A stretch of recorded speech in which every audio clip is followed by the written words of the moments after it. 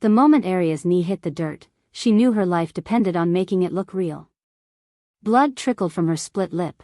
That part hadn't been planned, but it helped sell the fall. Around her, the crowd's roar filled the sacred arena like thunder. 5 she-wolves. 1 Luna crown. And Arya Blackthorn was deliberately losing. She pushed herself up slowly, wincing for effect, though the hit from Serena hadn't even winded her.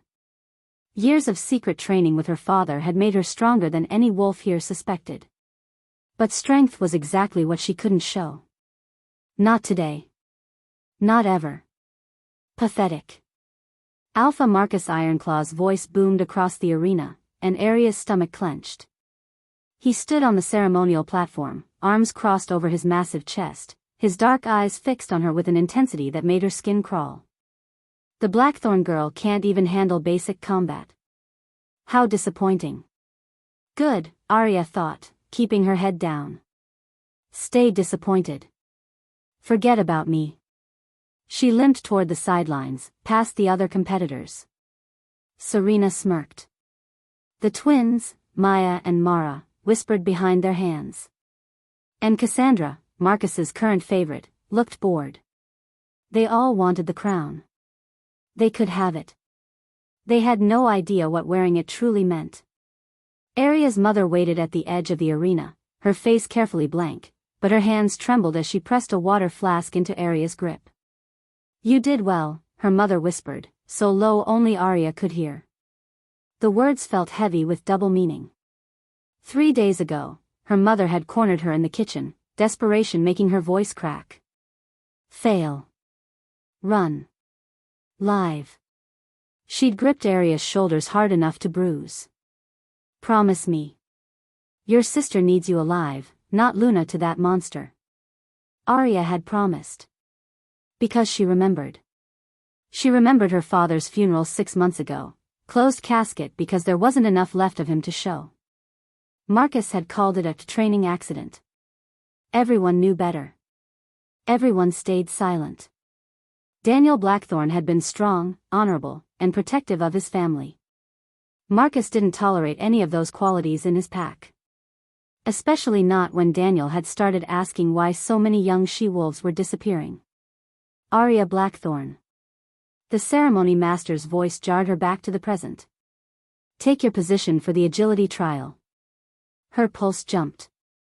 This was it, the test she needed to fail most convincingly. Agility was her gift. She'd been running the forest trails since she could walk, faster than wolves twice her age. If she performed even halfway decent, Marcus would notice. She stepped onto the course. 50 yards of obstacles, walls to scale, logs to balance on, trenches to leap. She'd run this course 100 times in her dreams, perfecting every movement. Today, she'd make it look like her first time. The horn sounded. Arya ran, but not too fast. She approached the first wall and jumped, deliberately tucking her legs wrong. Her knees slammed into the wood and she dropped, gasping. Real pain this time. She'd have bruises tomorrow. If there is a tomorrow. She pushed forward, making a show of struggling over the wall.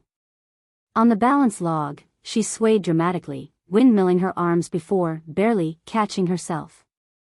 The crowd laughed. Humiliation burned in her chest, but she fed it, used it to make her movements more frantic, more clumsy. At the final trench, a gap she could clear in her sleep, she hesitated just long enough, then jumped short. Her body slammed into the far edge and she slid back down into the mud. Time, the ceremony master called. 4 minutes, 37 seconds. A terrible time. Serena had finished in under 2 minutes. Arya dragged herself out of the trench, covered in mud and shame. But as she stumbled back to the sidelines, relief flooded through her. She'd done it. She'd failed spectacularly. Marcus would never choose her now. Interesting. The word came from the visiting section, spoken soft enough that human ears wouldn't catch it. But Arya's wolf heard. Her head snapped up. Silver eyes met hers across the arena. Cade Nightshade. Alpha of Blood Moon Pack. Arya's breath caught. She'd heard stories about him her whole life. The ruthless alpha who'd taken control of Blood Moon at 22 after his father's mysterious death. They said he was brutal, cold, and utterly without mercy. That he'd killed challengers with his bare hands. That his pack feared him as much as they respected him.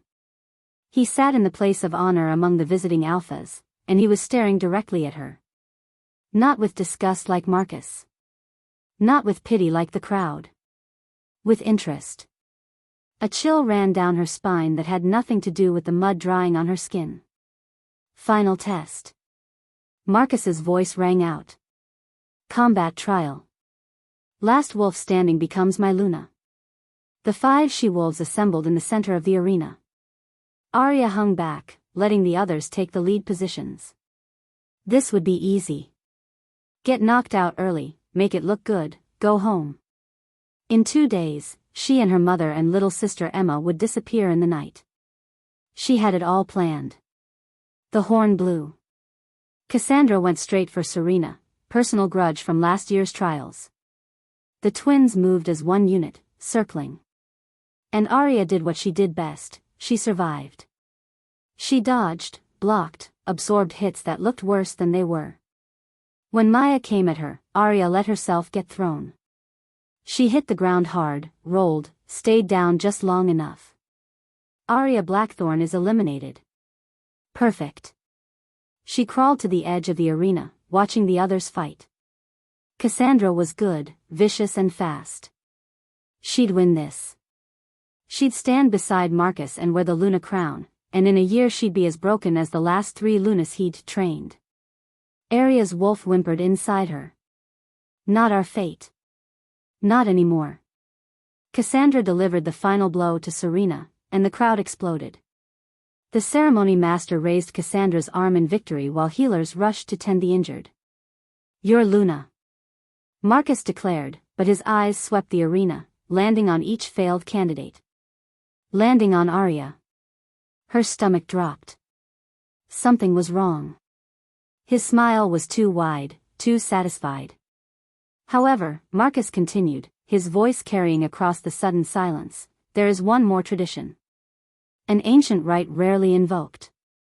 He gestured to the visiting alphas. Any alpha present may claim a rejected candidate for his own pack. The law is clear, blood binding supersedes pack loyalty. Arya's world stopped. No. No, that wasn't, she'd researched the trials for months. That rule hadn't been used in over a century. It couldn't. After all, Marcus said, looking straight at her, it would be a shame for certain bloodlines to leave Ironclaw pack. Especially when they might prove valuable, with the right motivation. He knew. Somehow, he knew she'd planned to run. Panic clawed at Arya's throat. The visiting alphas were looking now, assessing the 4 rejected she-wolves like livestock. Her mother's face had gone white as snow. I'll start the bidding at. I claim her. The voice cut through Marcus's words like a blade through silk. Deep. Commanding. Absolute. Every head in the arena swiveled. Cade Nightshade stood, his tall frame unfolding with predatory grace. He stepped down from the visiting section, moving toward the arena floor. Toward Arya. The Blackthorn girl, he said, silver eyes locked on hers. I claim her for Blood Moon pack. The crowd erupted in shocked whispers. Marcus's smile vanished, his face contorting with barely controlled rage. Alpha Nightshade, Marcus said, his tone carefully neutral despite the fury in his eyes. Surely you'd prefer one of the stronger candidates. The Blackthorn bloodline is unremarkable. Weak, even. Then you won't mind losing her. Cade's voice held no emotion, no room for argument. He reached the arena floor and stopped 10 feet from Arya, waiting. Ancient law. A claimed wolf had to accept or reject the claim before witnesses. If she rejected him, she stayed with Ironclaw. With Marcus. If she accepted, she left with Cade Nightshade. The ruthless alpha. The killer. The wolf parents used to scare their children into obedience. But as Arya looked into those silver eyes, she saw something that made her choice very simple. Cade Nightshade might be dangerous, might be brutal, might be everything the rumors claimed. But he wasn't looking at her like Marcus did. Not like prey. Not like property. He was looking at her like he knew. Like he'd watched her through the trials. Like he'd seen through every calculated fall, every faked stumble. Like he knew exactly what she was capable of, and he was claiming her anyway. Well? Marcus snapped. Girl, answer. Do you accept Alpha Nightshade's claim? Arya's mother stood frozen. Emma was crying somewhere in the crowd. And Marcus was watching her with murder in his eyes, knowing that if she refused, he had her trapped. She met Cade's gaze and saw the faintest flicker of something. A challenge? A promise?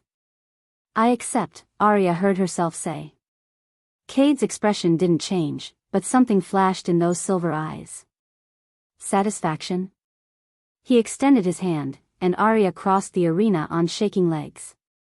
When her fingers touched his, electricity shot up her arm. His grip was warm, strong, and utterly inescapable. Smart choice, he murmured, too quiet for anyone else to hear.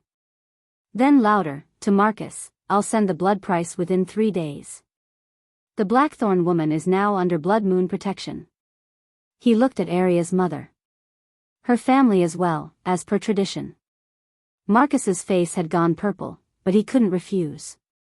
Ancient law bound even alphas. As Cade led Arya toward the arena exit, his hands still holding hers like a shackle, she heard her mother's sob of relief. Saw Emma's tear-stained face. And caught Marcus's whispered promise that carried across the arena on a wolf's ears. Enjoy her, Nightshade. But remember, accidents happen. Even to alphas. Cade's grip tightened fractionally on her hand, the only sign he'd heard. They reached the black SUV waiting beyond the arena. A massive man with dark skin and knowing eyes held the door open. Cade's beta, she assumed. In, Cade said simply.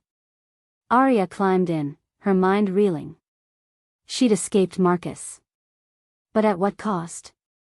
Cade slid in beside her, and the door closed, sealing them in leather-scented darkness as the beta took the driver's seat. The engine purred to life.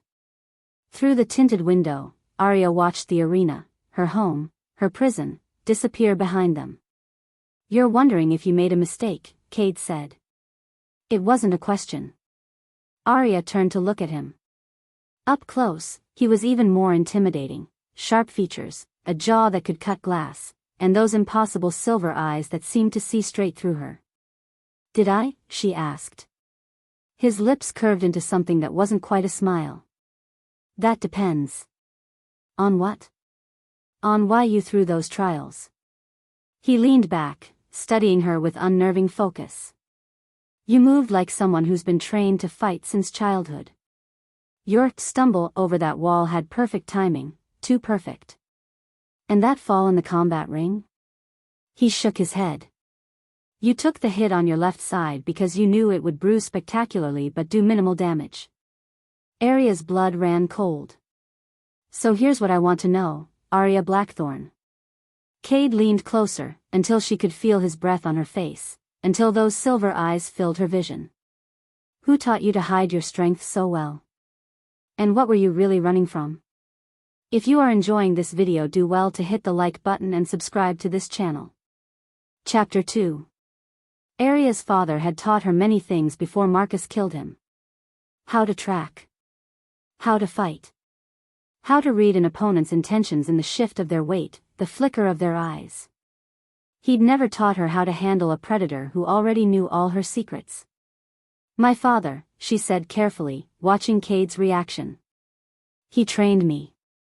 Daniel Blackthorn. Cade said the name like he was tasting it. Dead 6 months. Marcus called it a training accident. His eyes never left hers. But we both know it wasn't an accident, don't we? The SUV hit a bump and Arya grabbed the door handle to steady herself. Her heart hammered against her ribs. How do you know my father's name? I know a lot of things, Arya. Cade settled back into his seat, but his posture remained alert, coiled. I know Marcus has been circling you since your 18th birthday. I know 3 young she-wolves have disappeared from Ironclaw Pack in the last year. I know your father started asking questions about those disappearances 2 weeks before he died. Each word landed like a physical blow. Arya's wolf stirred restlessly inside her, caught between fear and fury. Why? The question came out sharper than she intended. Why would the Alpha of Blood Moon Pack give a damn about problems in Ironclaw? Something flickered across Cade's face, there and gone too fast to read. Let's just say Marcus and I have history. Bad history? Is there any other kind? Cade's tone was dry, but his jaw tightened. Our packs have been rivals for 3 generations. My grandfather killed his grandfather in a territorial dispute. His father tried to poison mine. And Marcus. He paused, and for just a moment, something dark and hungry flashed in those silver eyes. Marcus took something from me once. I have a long memory. The beta, Daemon, Arya remembered, met Cade's eyes in the rearview mirror. Some silent communication passed between them, and Daemon's hands tightened on the steering wheel. So this is revenge, Arya said flatly. You claimed me to hurt Marcus. I claimed you, Cade said, because you're valuable. Why exactly, we'll discuss later. But make no mistake, taking you from under Marcus's nose is extremely satisfying. Valuable. The word echoed in Arya's mind, triggering a memory she'd buried deep. Her father, 3 weeks before he died, pressing an old leather journal into her hands. Your bloodline is special, little wolf. If anything happens to me, hide this. Never let Marcus know what you really are. She'd hidden the journal in the floorboards under her bed. Never read it. Never dared. Did Cade know about that too? You're wondering how much I know, Cade said, reading her again with unnerving accuracy. The answer is, enough. Your father and I had mutual interests. He reached out to me 2 months before he died. Said he needed to get his family out of Ironclaw, but he needed time to arrange it properly. His voice went cold. Marcus didn't give him that time. Arya's breath caught. My father contacted you? Twice. He never told you because he didn't want to put you at risk. Cade's gaze was steady, unflinching. He knew what you were capable of, Arya. He knew hiding your strength was the only thing keeping you alive. And he knew that eventually, Marcus would force your hand. Tears burned behind Arya's eyes, but she refused to let them fall. Not here. Not in front of this man who saw too much already. The Luna trials, she said. You knew I'd throw them. I suspected. Your father mentioned you'd been trained to mask your abilities. When I heard Marcus was holding the trials this year, I made sure to attend. Cade tilted his head, studying her. You're better than I expected. If I hadn't been watching specifically for deception, I might have missed it. But you didn't. No. I didn't. He leaned forward slightly, and the space between them felt charged, electric.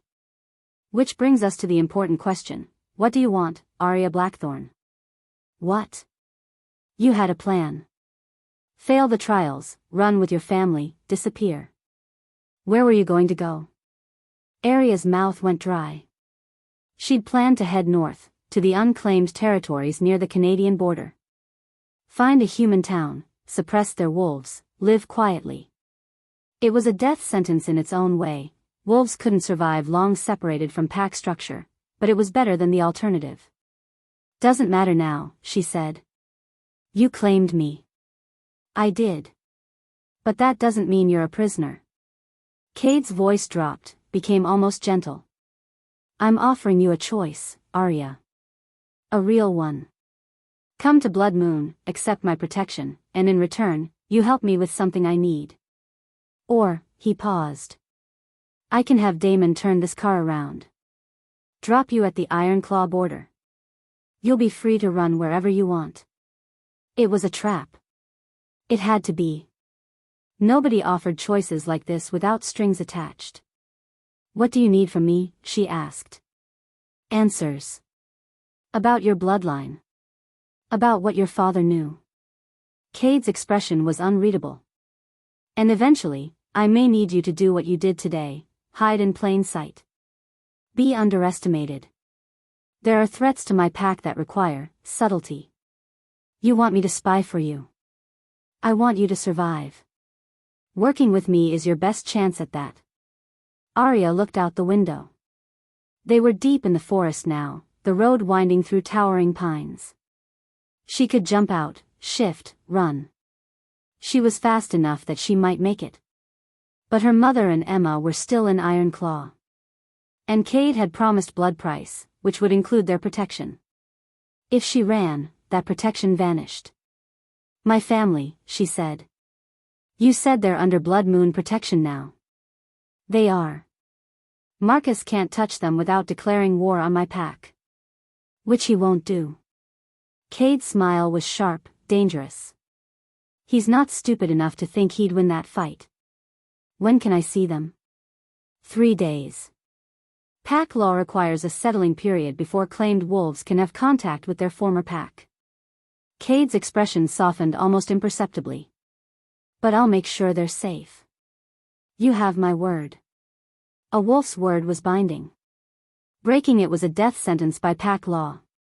Arya studied Cade's face, looking for deception, for the cruelty everyone said lived in him.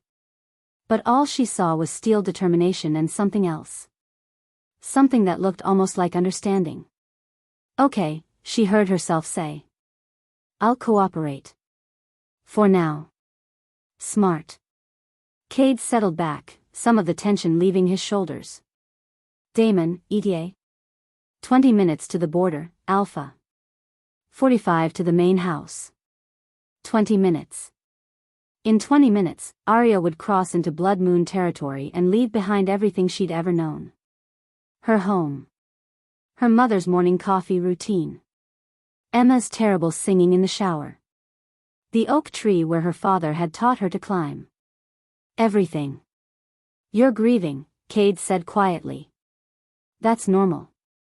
Change is death of a kind. You sound like you know something about that." "I do." His jaw tightened.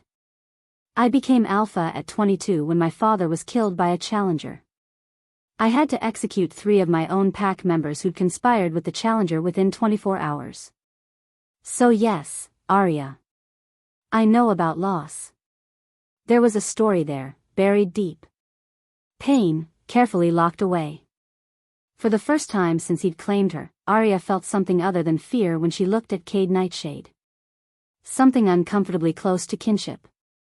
"The rumors about you," she said. "Are they true? That you're ruthless? That your pack fears you?" Cade's smile was cold. "My pack respects me." Fear and respect look similar from the outside. He held her gaze. "But yes, I'm ruthless when I need to be. I've killed wolves who threatened my pack. I'll kill more if I have to. Does that frighten you? Should it? That depends on whether you plan to betray me."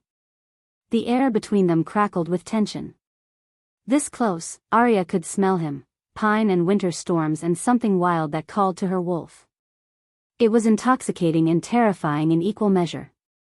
"I don't betray people who keep their word," she said finally. "Good. Because I keep mine." Cade glanced out the window. "We're at the border." Arya looked and saw the stone markers that separated Iron Claw from Blood Moon territory. Ancient runes carved into granite, blessed by the first Alphas 300 years ago. Cross those markers, and you fell under different law. Different protection. Different fate. The SUV slowed as it approached, and Damon rolled down his window. Guards stood at the checkpoint, Blood Moon wolves, big and alert. They saw Cade and immediately waved them through with respectful nods. The moment they crossed the border, Arya felt it. A subtle shift in the air, like the pressure change before a storm. Her wolf recognized new territory, new hierarchy. Every instinct screamed that she was vulnerable here, an outsider without pack bonds. Cade's hand suddenly covered hers where it gripped the door handle. His touch was warm, grounding. "Breathe," he said. "Your wolf is panicking. It's normal. You'll adjust." His certainty helped. Arya focused on breathing, on calming the frantic energy beneath her skin. Cade's phone buzzed. He pulled it out, glanced at the screen, and his entire demeanor changed. The careful calm shattered, replaced by cold fury. "Damon. Faster. Alpha." Damon's eyes snapped to the rearview mirror. "We have a breach in the East Woods. Third one this month." Cade's voice was deadly quiet as he typed a rapid response. "Get security on full alert. Nobody goes near that sector until I assess the situation." "The East Woods?" Arya asked. Her father had mentioned them once. They bordered both Ironclaw and Blood Moon territories, technically neutral ground but claimed by neither pack. Cade looked at her, and for the first time, she saw something that might have been concern in his eyes. "My pack has rules, Arya. Break them, and even I can't protect you." His intensity pinned her in place. Rule 1, never go into the East Woods after dark. Something hunts there. Something? You mean someone from another pack? I mean something. Cade's fingers tightened on his phone. 3 of my wolves have gone missing in those woods in the last 2 months. We found one of them. What was left wasn't killed by a wolf. A chill ran down Arya's spine. Then what? A howl split the air. It came from the east, carried on the wind through Damon's open window. But it was wrong. Too long, too deep, with a quality that made Arya's wolf cower inside her. Not quite wolf. Not quite human. Not quite alive. Damon's knuckles went white on the steering wheel. In the rearview mirror, his eyes had gone pure gold, his wolf rising to the surface. Cade's hand moved to Arya's shoulder, firm and protective. "Welcome to Blood Moon, Arya Blackthorn," he said quietly. "Try not to get killed your first night." If you are enjoying this video, do well to hit the like button and subscribe to this channel. Chapter 3. The Blood Moon Pack mansion rose from the mountainside like it had been carved by gods with anger issues. Arya pressed her face against the SUV window as they climbed the winding drive. Stone and timber melded seamlessly with the cliff face, creating a fortress that was both beautiful and brutal. Watchtowers punctuated each corner. Guards patrolled the perimeter with military precision. And everywhere, carved into gates, etched into stone, woven into ironwork, the Blood Moon symbol, a wolf silhouetted against a crimson moon. "Home sweet home," Damon muttered, pulling through the main gates. Wolves stopped what they were doing to stare. A group of children playing in the courtyard went silent. Warriors training in the practice yard lowered their weapons. Every eye tracked the SUV as it passed, and Arya felt their attention like physical weight. "They know who I am," she said. "Word travels fast in a pack." Cade's voice was neutral, but his hand remained on the door handle, ready. "They're curious. You're the first wolf I've claimed in 2 years." Something in the way he said it made Arya's stomach clench. What happened 2 years ago? Cade's expression went carefully blank. "Later. First, let's get you settled." The SUV stopped at the main entrance where a broad staircase led to massive double doors. Before Arya could reach for her door handle, Cade was already out and opening it for her, extending his hand. She hesitated. Taking his hand felt significant somehow, like accepting more than just help from a vehicle. "They're watching," Cade said quietly. "How we interact now sets the tone for how my pack treats you. Take my hand, Arya. Let them see you're under my protection." She slid her fingers into his palm, and that same electric jolt raced up her arm. His scent, pine and winter storms, wrapped around her as he helped her out, and several nearby wolves inhaled sharply, scenting the same thing. Recognition. Connection. Not quite a mate bond, but something. Cade kept her hand in his as they climbed the stairs, Damon falling into step behind them. The doors opened before they reached them, and a middle-aged woman with silver-streaked dark hair and kind eyes appeared. Alpha. Welcome home. Her gaze shifted to Arya, warm but assessing. And you must be Arya Blackthorn. I'm Margaret, head of the household. Anything you need, you come to me.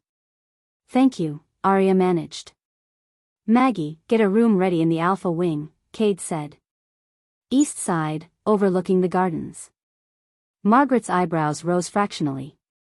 The Alpha wing, sir? Not the guest quarters? You heard me. A ripple of whispers spread through the wolves within earshot. Arya caught fragments. Alpha wing, after Elena, must be serious. Of course, Alpha. Margaret's tone gave nothing away, but her eyes gleamed with interest. I'll have it ready within the hour. Cade released Arya's hand and she immediately felt the loss of that warmth, that grounding presence. Maggie will show you around. I need to deal with the situation in the East Woods. Stay inside the main house until I return. I'm not a prisoner. No. Cade's silver eyes locked on hers. You're something far more valuable. Which makes you a target. Humor me. Before Arya could respond, he was gone, striding back toward the SUV where Damon waited. She watched him go, this Alpha who saw through her deceptions and spoke of protection like promises. Come, dear. Margaret touched her elbow gently. Let me show you your new home. The mansion interior took Arya's breath away. Soaring ceilings with exposed beams. Stone walls softened by tapestries and warm lighting. Everything spoke of strength tempered by comfort, power balanced with care. Nothing like Marcus's cold, intimidating fortress. The Alpha wing is this way, Margaret said, leading her up a curved staircase. You'll have privacy there. The pack respects those boundaries. Why the Alpha wing? Arya asked. I'm not his mate. Not yet, perhaps. Margaret's smile was enigmatic. But Alpha Cade doesn't make careless decisions. If he's placed you there, he has his reasons. They reached a long hallway lined with portraits, past Alphas, Arya assumed, their painted eyes seeming to follow her progress. At the end of the hall, Margaret opened a heavy wooden door. Your room. It was beautiful. Spacious and light-filled, with floor-to-ceiling windows overlooking manicured gardens and, beyond them, dark forest. A four-poster bed dominated one side, a sitting area with a fireplace the other. Doors led to what looked like a private bathroom and a walk-in closet. It's too much, Arya said. It's what you're owed. The voice came from behind them, young, female, sharp with challenge. Arya turned to find a girl in the doorway. No, not a girl, a young woman, maybe 19 or 20, with Cade's same dark hair and those distinctive silver eyes. His sister, had to be. Lyra, Margaret said warmly. Come meet our guest. Lyra stepped inside, moving with a predator's grace. She circled Arya slowly, taking her measure. So you're the one my brother risked pack politics to claim. Marcus must be furious. Thrilled, probably, Arya said dryly. That earned a surprised laugh. I like her already. Lyra dropped onto the bed, making herself at home. Maggie, I'll help her settle. You can go. Margaret looked like she wanted to argue but knew better. I'll bring up some tea. She left, closing the door behind her. Lyra waited exactly 3 seconds before speaking. My brother doesn't do anything without a reason. Figure out his reason before it's too late. The warning landed like ice water. What's that supposed to mean? It means Cade's been obsessed with your pack for months. With your father's death. With you. Lyra's silver eyes were uncomfortably direct. He's been watching Ironclaw territory, personally leading patrols near the border. He attended your Luna trial specifically to see you. This isn't random, Arya. Whatever Cade wants from you, it's important enough that he'd start a war with Marcus to get it. Arya's throat went tight. He said my father contacted him. That they had mutual interests. Maybe. Or maybe that's what he wants you to believe. Lyra stood, walked to the window. Look, I love my brother. He's a good alpha, fair, strong, protective. But he's also carrying something heavy, something he won't share even with me. And it's getting worse. What is? I don't know. But 2 years ago, after Elena died, Lyra stopped, shook her head. Everything changed. He changed. And now he's brought you here, put you in Elena's old room. This was hers? Arya looked around with new eyes. The previous Luna's room. Yeah. Nobody's used it since she died. Cade had it locked. Lyra met her gaze. So ask yourself, why did he open it for you? Before Arya could answer, voices drifted up from below, Cade's voice, raised in anger. Both women moved to the window instinctively. In the courtyard, a crowd had gathered. Cade stood at the center, facing 2 wolves, a large male with graying hair and a younger woman with a bloody nose. Arya's wolf perked up, sensing pack dynamics, territory disputes. What's happening? She asked. Pack business. Disputes go to the Alpha for judgment. Lyra cracked the window so they could hear. Attacked my daughter, the older male was shouting. She has every right to defend herself. She threw the first punch, the younger woman shot back, wiping blood from her face. Because I wouldn't let her cut in line at the pack store. That's abuse of privilege. Cade listened to both sides, his posture relaxed but his attention absolute. Then he spoke, his voice carrying clearly. Maya, your father is third in my council. That gives you responsibility, not privilege. You abuse your position, you answer to me. Apologize to Hannah and help her stock shelves for a week. Maya's face went red. But Alpha. Now. The girl's protest died. She turned to Hannah and mumbled an apology that grew more genuine as Hannah accepted it with grace. As for you, Garrett, Cade said to the older male, if your daughter can't handle pack integration without throwing punches, maybe she's not ready for the promotion you've been requesting. Garrett paled. Alpha, I didn't mean. I know. But teach her better, or I will. Cade's tone held finality. Dismissed. The crowd dispersed, conversations buzzing. Arya watched Cade speak quietly to both wolves, saw them nod and leave without resentment. Fair but firm. Just like her father had been. Nothing like Marcus. He's different than I expected, Arya admitted. Most monsters are.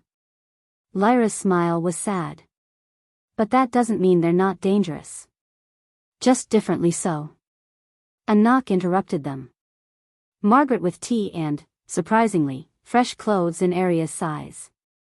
How did you? Alpha's orders. He sent your measurements ahead. Margaret laid everything out efficiently. Dinner is at 7 in the main hall. You're expected to attend. After Margaret left, Arya changed quickly, grateful to be out of her trial-stained clothes, and found the jeans and soft sweater fit perfectly. Too perfectly. Like Cade had known her exact size without asking. He'd been watching her. 4 months. I need to make a call, Arya said suddenly. Is there somewhere private? Lyra studied her, then pulled a phone from her pocket. Use mine. But be quick. Cade monitors pack communications. Arya took the phone and stepped into the bathroom, closing the door. Her hands shook as she dialed her mother's number, a secret phone they'd bought for emergencies, hidden from Marcus's surveillance. 3 rings. 4. Come on, Mom, answer. Hello? Her mother's voice, tight with fear. Mom, it's me. A sob. Arya. Thank the moon. Are you safe?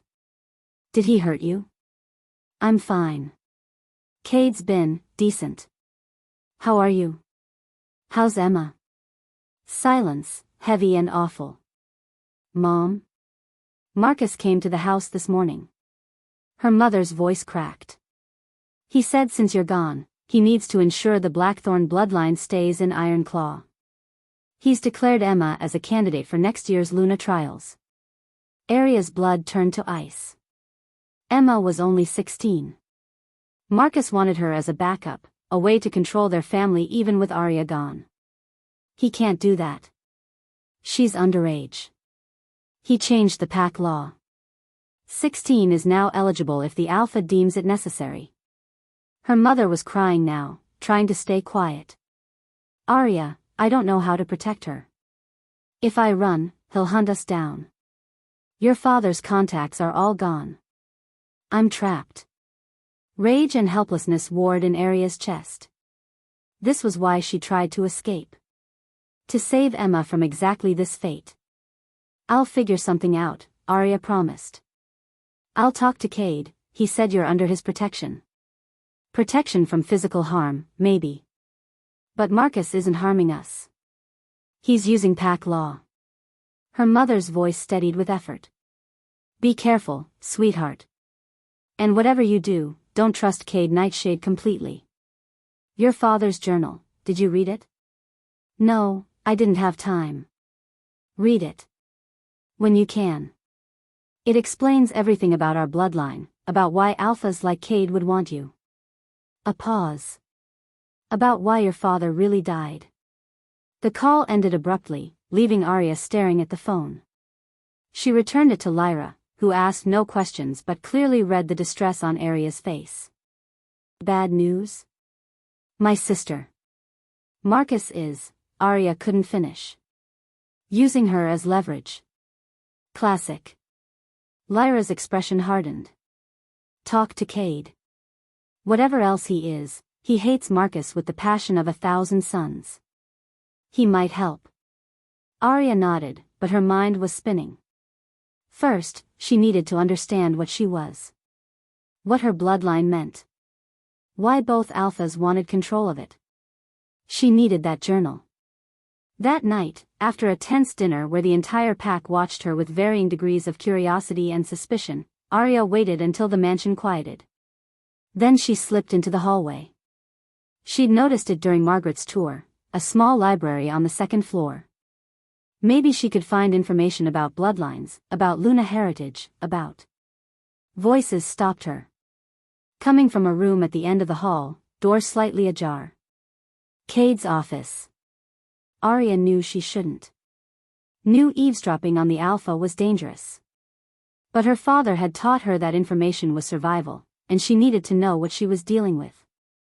She crept closer, staying in the shadows. Can't keep hiding it, Cade. An older male voice, gravelly with age. The transformation is getting worse. Last month you nearly killed 2 of your own warriors during patrol. I had it under control. Cade's voice, tight with frustration. You were in partial shift for 3 hours. That's not control, that's barely contained chaos. A different voice now, younger. The curse is accelerating. You need a true mate, and you need one now, before.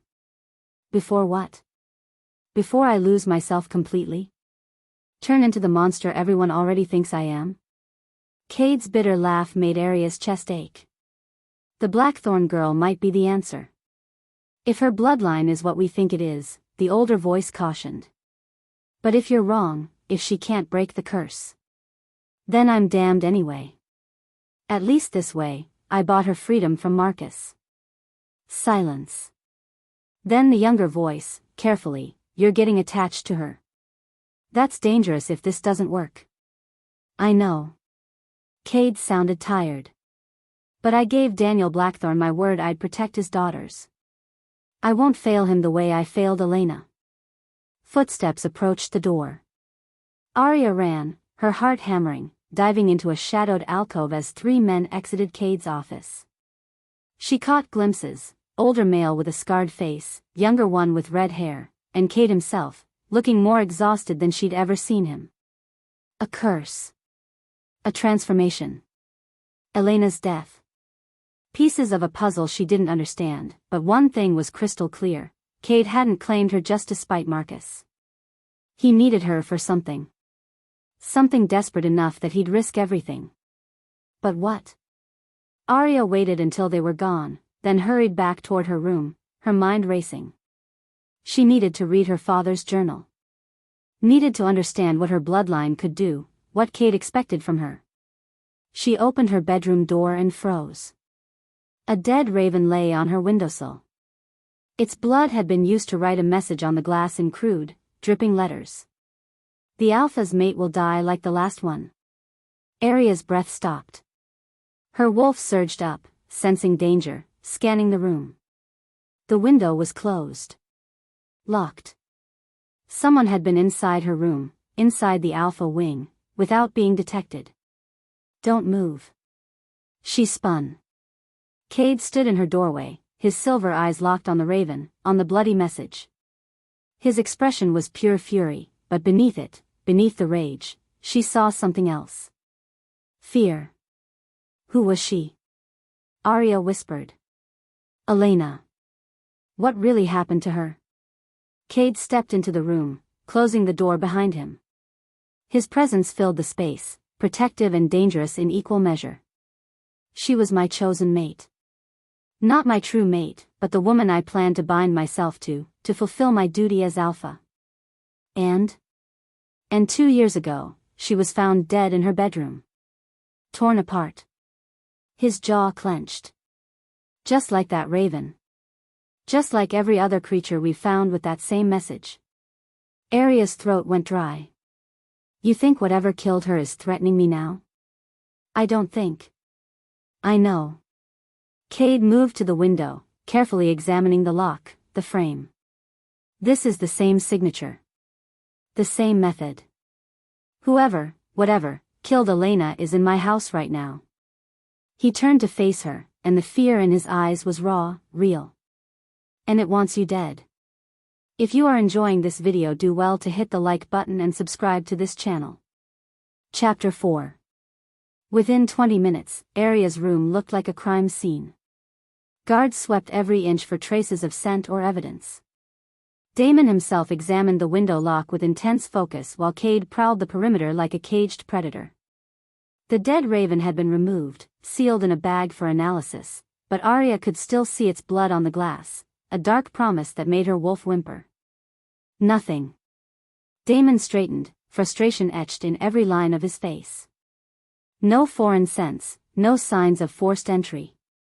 Whoever did this either came through the ventilation system or their pack, Cade finished, his voice deadly quiet. The implication hung in the air like poison. A traitor. Someone inside Blood Moon who could move through the Alpha wing undetected, who knew Arya's room assignment before she'd spent even one full day here. I want every pack member accounted for, Cade ordered. Full roster check. Anyone who can't provide an alibi for the last 2 hours gets personally questioned by me. That's over 200 wolves, Alpha, Damon said carefully. Then we better start now. Cade's silver eyes flashed. And double the guard on this room. Nobody gets close to her without going through you first. Cade. Arya's voice cut through the tension. I'm not a prisoner. No. You're bait. He turned to face her fully, and the raw honesty in his expression stole her breath. Whoever's doing this wants me to know they can reach you anytime. That's a message, Arya. A threat designed to make me act rashly. Then don't let them win. She stepped closer, aware of every guard watching this exchange. Tell me the truth. All of it. Who was Elena? What really happened to her? And what the hell is hunting the East Woods? Cade's jaw clenched. For a moment, she thought he'd refuse. Then he jerked his head toward the door. Everyone out. Damon, coordinate the investigation. Nobody talks to Arya without my explicit permission. The room emptied swiftly, leaving them alone. Cade moved to the window, staring out at the darkening forest beyond the gardens. His shoulders carried a weight Arya was only beginning to understand. Elena Grayson, he said finally. Daughter of the Grayson Pack Alpha. Our packs had been allies for 3 generations. When my father died and I became alpha at 22, the council pushed for a political union. Elena was smart, beautiful, ambitious. She wanted to be Luna. I needed pack stability. His hands fisted at his sides. So we agreed to mate. But she wasn't your true mate. No. The word came out bitter. I told myself it didn't matter. That duty outweighed desire. That I could build something real with her over time. He turned, and the anguish in his silver eyes made Arya's chest tight. I was wrong. What happened? For the first year, it was fine. Elena learned the pack, took on Luna duties, seemed content. But then things started changing in the East Woods. Cade's expression darkened. Wolves began disappearing. First one every few months, then more frequently. We'd find remains, torn apart, partially eaten. But the wounds were wrong. Too savage even for rogues. Arya's wolf stirred uneasily. The thing that howls. Yes. But it only appears during the full moon. And it only hunts wolves, never humans or normal animals. Cade moved closer, and she could smell the pine and winter storm scent of him, could see the faint scars on his knuckles. Elena became obsessed with solving it. She'd spend hours researching old pack legends, interviewing elders. She said she was close to discovering what it was. And then 2 years ago, the night before the full moon, she told me she knew the truth. That she had proof. His voice went hollow. She said she'd show me the next night, after the pack gathering. But when I went to her room the next morning, I found her. He stopped, swallowing hard. The window was open. Blood everywhere. Her body was in pieces. Arya's stomach churned. Did you see what did it? No. I was with the council all night, at least a dozen witnesses. Whatever killed Elena did it while I was 3 floors away, surrounded by my most trusted wolves. The frustration in his voice was palpable. The pack blamed the East Woods creature. But Elena's research disappeared that night. Every note, every journal entry. Someone cleaned her room before we could investigate properly. You think someone in your pack killed her? I think someone didn't want us knowing what she'd discovered. Cade's gaze locked on hers. And now that same someone is threatening you. Which means you're connected to this somehow. Your bloodline, your father's knowledge, it's all tied together. The pieces were there, just out of reach. Arya's father reaching out to Cade. Elena's obsessive research. The curse on Cade's bloodline. Whatever was hunting the East Woods. The transformation, Arya said, remembering the conversation she'd overheard. Your council said it's getting worse. What did they mean? Cade's expression shuddered. That's not. Don't. She stepped closer, close enough to feel the heat radiating from his body. No more secrets, Cade. If my life's in danger, if I'm somehow part of this, I deserve the truth. He stared at her for a long moment, and she watched him war with himself. Alpha authority versus desperate need. Pride versus vulnerability. Vulnerability won. After Elena died, something changed in me, he said quietly. My wolf became harder to control. During full moons, I shift into something wrong. Bigger, stronger, more violent. My pack believes Elena's death triggered a curse, punishment for not protecting my mate. They think only a true mate bond can break it. Understanding crashed over Arya like ice water. That's why you claimed me. You think I might be your true mate. I think you might be able to help me, yes. Your bloodline, according to your father's research, which he shared with me before he died, carries ancient Luna magic. The kind that can break curses, bind alphas, restore balance. Cade's silver eyes burned into hers. But I'm not going to force you, Arya. Whatever happens between us, it'll be your choice. The sincerity in his voice did something dangerous to her defenses. This wasn't Marcus's predatory circling. This was a man admitting he needed help, offering honesty instead of manipulation. It was intoxicating and terrifying in equal measure. A knock at the door broke the moment.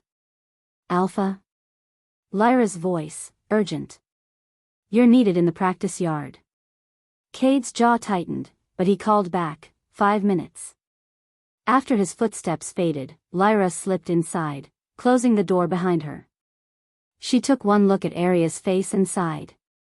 "He told you about Elena." "Some of it. But there's more, isn't there?" Arya studied Cade's sister, seeing the same intelligence in her silver eyes, the same burden of secrets. "You know something he doesn't." Lyra glanced at the door, then moved closer. "Elena wasn't who she pretended to be. I tried telling Cade, but he was so focused on duty, on making the arrangement work." She pulled a small key from her pocket. "The night Elena died, I went through her personal effects before anyone else could. Found this hidden in her mattress. It opens a locked drawer in the library, 3rd floor, eastern section. She kept a journal there." Arya took the key, feeling its weight. "Did you read it?" "Enough to know Elena was investigating my brother. She thought he was the creature in the East Woods." Lyra's voice dropped to barely a whisper. "She was going to expose him, Arya. That's why she died. But he has an alibi." "You said." "I know what I said. But curses do strange things. What if Cade transforms and doesn't remember? What if the beast and the man are separate?" Lyra gripped Arya's arm. "I love my brother. He's a good alpha, a good man. But something's wrong with him, and it's getting worse. Read Elena's journal. Find out what she knew. Before it's too late for all of us." She left as quickly as she'd come, leaving Arya alone with a key and too many questions. The next 3 days passed in a blur of carefully controlled routine. Cade assigned Arya to train with the pack warriors, partly to assess her skills, partly to keep her visible and protected. She'd expected ridicule, hostility from wolves who'd heard she failed the Iron Claw trials. Instead, she found respect. Again, Daemon called, watching as Arya sparred with a female warrior named Sienna. "And Arya, stop pulling your punches." Arya had been careful, hiding her strength the way her father taught her. But something in Daemon's knowing eyes told her the beta saw through it. She stopped holding back. The next strike came faster, harder. Sienna's eyes widened as Arya swept her legs and had her pinned in under 3 seconds. The watching warriors went silent. "Well." Daemon's grin was wolfish. "No wonder Alpha claimed you. Riley, you're next." By the end of the week, Arya had defeated 7 of Bloodman's best warriors. Word spread. The whispers changed from Ironclaw reject to hidden asset. Wolves who'd watched her with suspicion now nodded respectfully when she passed. But it was the nights that mattered most. Cade started appearing at her door after midnight, when the mansion slept. They'd talk, first about pack business, then about deeper things. About the weight of leadership. The cost of duty. The fear of losing control. "You're afraid," Arya said one night, sitting beside him on the floor of her room, backs against the bed. "Of hurting people you care about. Every day." Cade's shoulder pressed against hers, warm and solid. "The beast inside me doesn't discriminate. During the last full moon, I nearly killed 2 of my own warriors. Daemon had to shoot me with tranquilizers." He turned his head, and their faces were inches apart. "What if next time, I can't be stopped? What if I kill someone who matters? What if I kill you?" hung unspoken between them. "Then we find a way to stop it," Arya said. "Together." His silver eyes searched hers, and she saw the moment something shifted, the careful distance he'd maintained cracking. "You're not afraid of me." "Should I be?" "Most people are." "I'm not most people." She smiled slightly. "In case you hadn't noticed." Cade's laugh was soft, surprised. "No. You're definitely not." His hand came up, almost touching her face, then dropped. "I should go." You need sleep. But he didn't move. And neither did she. The attraction that had been building since he claimed her crystallized into something undeniable. Something dangerous. Something that felt inevitably like fate. On the fourth night, Arya finally worked up the courage to use Lyra's key. The library was dark, silent. She moved through shadows with practiced stealth, climbing to the third floor, finding the eastern section. It took 20 minutes to locate the locked drawer, hidden behind a false panel in an old desk. The key fit perfectly. Inside, a leather journal, its pages covered in Elena's elegant handwriting. Arya carried it to a window seat where moonlight provided enough illumination to read. The early entries were mundane, pack observations, Luna duties, formal notes about ceremonies. Then, 6 months before Elena's death, the tone changed. I've noticed something about Cade. During full moons, he disappears for hours. Claims he's patrolling, but his guards don't accompany him. Where does he go? 3 months later. The wolves in the East Woods, they're not random attacks. They're all connected to challenges against Cade's authority. Every single victim had questioned his leadership in the weeks before their death. It can't be coincidence. 2 weeks before she died. I followed him last night. He went into the East Woods alone. I heard sounds, terrible sounds. Howling that wasn't quite wolf. When he returned, his clothes were torn, his hands bloody. He claimed he'd fought rogues. But there were no rogue bodies. No evidence except his word. The final entry, dated the day before Elena died. He's not who he pretends to be. The beast in the East Woods, it's not in it. It's a him. Cade transforms into something wrong, something cursed. And tonight, I'm going to prove. The entry ended in a smear of ink, like she'd been interrupted. Or attacked. Arya's hands shook as she closed the journal. Elena thought Cade was the monster. Thought he was killing his own pack members during full moons, thought. A howl split the night. Not from the East Woods this time. From inside the mansion grounds. Arya ran to the window and her blood turned to ice. The full moon hung bloated and silver in the sky. And there, crossing the gardens toward the tree line, was Cade. Even from this distance, she could see something was wrong. His movements were jerky, aggressive. His head kept snapping around like he was hearing voices. As he reached the edge of the forest, he stripped off his shirt, and Arya saw his back, covered in strange markings that seemed to writhe in the moonlight. He was walking into the East Woods. Just like Elena had followed him. Just before she died. No, Arya whispered. But even as the word left her lips, she was moving. Down the stairs, through the silent mansion, out the side door. She should get help. Should alert Damon. Should do anything except what she was doing. But something pulled her forward. Some desperate need to see the truth, to understand what Cade was facing. To prove Elena wrong. The forest swallowed her whole. Arya tracked Cade through the darkness, her wolf senses on high alert. She could smell him, his scent changing, becoming wilder, less human. Could hear his breathing, harsh and ragged. Then, in a clearing ahead, she saw it. Cade's transformation. But it was wrong. All wrong. His bones cracked and reformed, but not into a normal wolf. He grew larger, muscles bulging grotesquely. His fur came in patches, silver and black and matted with something dark. His eyes opened, not silver anymore. Red. Glowing like coals. And when he threw back his head and howled, the sound was pure anguish mixed with rage. This wasn't a man becoming wolf. This was a man becoming monster. The beast Cade turned, and those red eyes locked on Arya's hiding spot. She'd seen her. Chapter 5.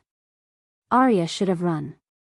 Every instinct screamed at her to shift, to flee, to put as much distance between herself and the creature in the clearing as possible.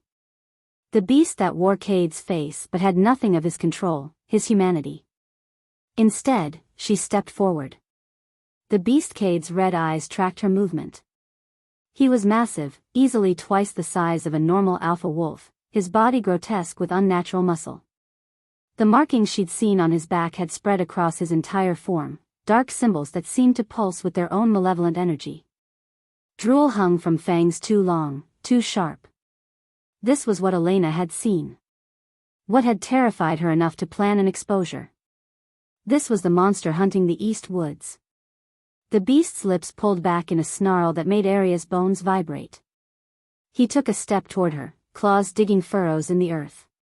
The trees around them bore witness to his rage, trunks shredded, branches torn away, the ground littered with destruction. Cade. Arya's voice came out steadier than she felt. I know you're in there. The beast's head cocked, almost curious. Then he charged. Arya's wolf surged up, ready to fight or flee, but she held her ground. Held it even as 2,000 pounds of cursed alpha bore down on her, even as those red eyes promised violence, even as every rational thought told her this was suicide. The beast stopped 3 inches from her face. His breath was hot, rank with the smell of blood and wild magic. Up close, she could see the wrongness more clearly, the way his bones jutted at unnatural angles, the way his fur grew in tortured patches, the way those markings writhed like living things across his skin. But in those red eyes, beneath the madness, she saw something flicker. Recognition. It's me, Arya whispered, slowly raising her hand. It's Arya. You claimed me, remember? Pulled me out of Iron Claw. Gave me protection. Her fingers trembled as they approached his muzzle. You gave me honesty when everyone else gave me lies. The beast's snarl faltered. His massive head swung side to side, like he was fighting something internal, some war between the curse and the man. Fight it, Arya urged. I know you're strong enough. I've seen you lead your pack, settle disputes, carry impossible weight. This curse doesn't own you, Cade. You're more than what it's made you. A whimper broke from the beast's throat, heartbreaking, anguished. He stumbled back, shaking his head violently. His claws raked his own face, drawing blood, trying to tear away the curse physically. And Arya remembered. Her father, singing to her when nightmares woke her as a child. An old melody, ancient and soothing. He'd said it came from the first Lunas, the ones who'd bonded with alphas when the packs were young and magic still ran strong. Luna's children, wild and free, Arya sang softly, the words coming back like muscle memory. Bound by moonlight, blessed by tree. The beast froze. When the darkness claims your soul, Luna's voice will make you whole. Her father had never explained why that particular lullaby mattered. But now, watching the beast's red eyes flicker, red to silver, silver to red, she understood. This was pack magic. Luna magic. Her magic. Silver Mother, Golden Sun, heal the damage that's been done. Arya stepped closer, her hand finally making contact with the beast's scarred muzzle. Guide your children through the night, lead them back into the light. The beast's eyes locked on hers, and held silver. Arya. Cade's voice, rough and broken, came from the monster's throat. Run. Can't, control. I'm not running. She moved her hand to where his neck met his shoulder, feeling the frantic pulse beneath cursed fur. You're not going to hurt me. You don't know that. But even as he said it, the beast's form was shrinking. Bones cracking back into place, muscles reforming, fur receding. The markings faded from his skin like ink in water. The curse, it makes me kill. I black out, and when I wake up. His voice cracked. There's always blood. Not tonight, Arya said firmly. She kept singing, kept that ancient melody flowing between them like a lifeline. Kept her hand on him, grounding him, pulling him back. With a final shudder, Cade collapsed. Human form. Naked, covered in sweat and blood, his own, from where he'd clawed himself. He fell to his knees and Arya went down with him, catching him before he could hit the ground. I've got you, she murmured, cradling his head against her shoulder. I've got you. Cade's entire body shook. You shouldn't be here. You shouldn't have seen. But I did. Arya pulled back enough to meet his eyes, silver again, haunted but human. I saw what the curse does to you. I saw the beast. And I'm still here. His hand came up, gripping her arm like she was the only solid thing in his world. Why? Why didn't you run? Because running is what I've done my whole life. The truth of it settled in her chest, heavy and real. I ran from Marcus, from responsibility, from anything that might trap me. But you, she touched his face, feeling the tremor in his jaw. You've been fighting this curse alone for 2 years. Carrying this burden while leading a pack, while dealing with threats from Marcus, while trying to protect everyone. Her thumb brushed across his cheekbone. Someone should have stayed. Should have helped. I'm staying. Cade's eyes closed, and something that might have been a sob caught in his throat. Now you know. This is why I need a mate, a true mate. The council thinks the bond might be the only thing that can stop the beast from taking over completely. That Luna magic, properly channeled through a mating bond, could break the curse. And you think I might be that mate? I don't think. I know.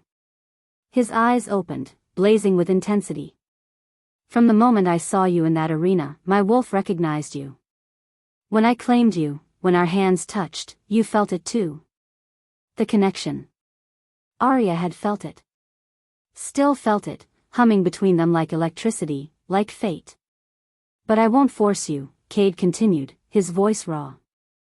I won't be like Marcus, using pack law to trap you into something you don't want. If you choose to leave, I'll let you go. I'll still protect your family, still honor my promise to your father. But the choice is yours, Arya. It has to be yours. His vulnerability broke something open in her chest. This alpha who could command hundreds, who'd claimed her in front of his enemies, was offering her freedom. Real freedom. And for the first time in her life, Arya didn't want to run. We should get you back, she said instead of answering, helping him to his feet. Before your pack realizes you're gone. Cade swayed slightly, exhausted from the transformation. Arya ducked under his arm, letting him lean on her, and they made their way through the forest together. Neither spoke, but the silence wasn't empty. It was full of possibility, of questions unasked, of a future neither had planned but both were beginning to want. They emerged from the tree line, and stopped cold. The mansion was lit up like a beacon. But not with welcoming light. With fire. No. Cade's voice was barely a whisper. Then, louder, anguished, and oh. They ran. Arya's wolf form burst free without conscious thought, and beside her, Cade shifted, normal wolf this time, silver and powerful. They raced across the gardens toward chaos. The mansion's west wing was ablaze. Wolves ran in organized lines, passing buckets, directing hoses. But that wasn't the worst of it. In the main courtyard, Blood Moon warriors faced an invading force. Iron Claw wolves. At least 40 of them. And at their head, wearing a smile that promised murder, stood Marcus. Cade Nightshade. Marcus's voice boomed across the courtyard. By ancient law, I invoke the right of reclamation. The she-wolf you claimed was taken under duress and false pretense. I've come to retrieve my pack's stolen property. Daemon stood at the front of the Blood Moon defense, his face grim. You have no grounds, Marcus. The claim was witnessed and accepted. The claim was coerced. Marcus's eyes found Arya as she and Cade burst into the courtyard, both shifting back to human form. Someone threw them robes, and Arya caught hers gratefully. The girl was frightened, overwhelmed. She didn't understand what she was accepting. I'm here to correct that mistake. Liar. Cade's voice cut like a blade. He stepped forward, and even exhausted from his transformation, he radiated alpha authority. You're here because you want control of her bloodline. Because you know what she is, what she can do. And you're terrified of her power being anywhere but under your thumb. Marcus's smile tightened. Such accusations. But I have law on my side. He gestured, and a figure stepped forward from behind his warriors. A woman. Old, bent, wrapped in ragged cloth that might have once been elegant. But it was her scent that made Arya's wolf recoil in horror. Death. Dark magic. Corruption. A witch. This is Morgana, Marcus announced. She's verified my claim through blood magic. The girl bears iron claw marks in her very bones. She belongs to my pack, by birth and by right. Bloodman's claim is void. That's not how pack law works, Damon growled. Birth pack can be renounced. Not when the bloodline is bound. The witch's voice was like gravel scraping glass. She fixed milky eyes on Arya, seeing far too much. The girl's great-grandmother made a pact with Ironclaw Pack 3 generations ago. Her line would serve Ironclaw Alphas in perpetuity, in exchange for protection during the Great War. She smiled, revealing blackened teeth. Blood packs supersede all other claims, pup. The girl is Ironclaw property until her bloodline ends. Arya's world tilted. A blood pact? Her great-grandmother? My father never mentioned. Your father tried to break the pact. Marcus's voice was cold, triumphant. That's why I killed him. He thought he could hide you, could steal you away from your destiny. But you can't escape blood magic, Arya. You were always meant to be mine. Cade moved in front of her, protective and deadly. Over my dead body. That can be arranged. Marcus nodded to the witch. Morgana began to chant. The air itself seemed to curdle, to rot. Dark tendrils of magic, wrong, unnatural, snaked across the courtyard toward Arya. She felt them seeking, hunting, trying to latch onto whatever mark this blood pact had left in her very DNA. No. Cade's shout was desperate. He shifted partially, trying to intercept the magic, but it passed through him like smoke. The tendrils wrapped around Arya's wrists, cold and slick. She gasped as they burned, as they tried to drag her forward toward Marcus, toward Ironclaw, toward a fate her great-grandmother had sealed decades before she was born. The pact recognizes its own, Morgana crooned. Come, child. Come back to where you belong. Arya's feet moved without her permission, one step, then another. The magic was overwhelming, ancient, impossible to fight. But then Cade was there, grabbing her hands, silver eyes blazing. Fight it, he commanded. You're stronger than this.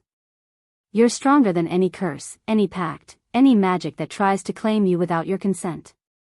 I can't, Arya's voice broke as the tendrils tightened, pulled harder. Yes, you can. Cade's grip was iron, unbreakable. You're not property, Arya. Not Marcus's, not your great-grandmother's debt. You're a Luna in your own right, with your own power, your own choice. His voice dropped, became intimate despite the audience, despite the chaos. Stay with me. Choose me. Choose us. The tendrils burned hotter, demanding obedience.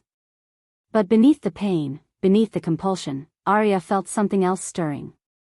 The same power that had calmed Cade's beast. The same ancient magic that had flowed through her lullaby. Luna magic. Her magic. I choose, Arya began.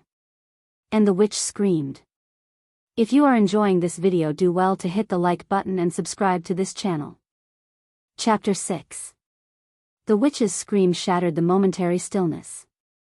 Morgana staggered backward, her dark magic recoiling like she'd touched burning iron. The tendrils around Arya's wrists dissolved into smoke, and suddenly she could breathe again, move again, think again. Impossible, Morgana hissed, her milky eyes going wide. The pact should be absolute. Attack. Marcus's roar cut through her confusion. Take the girl. Kill anyone who stands in your way. 40 Ironclaw wolves surged forward. And Blood Moon met them with savage fury. The courtyard exploded into chaos. Bodies collided, claws flashed, blood sprayed across manicured gardens. Arya heard Daemon's battle cry, saw him take down 2 Ironclaw warriors in as many seconds. Saw Blood Moon wolves defending their territory with the precision of trained soldiers.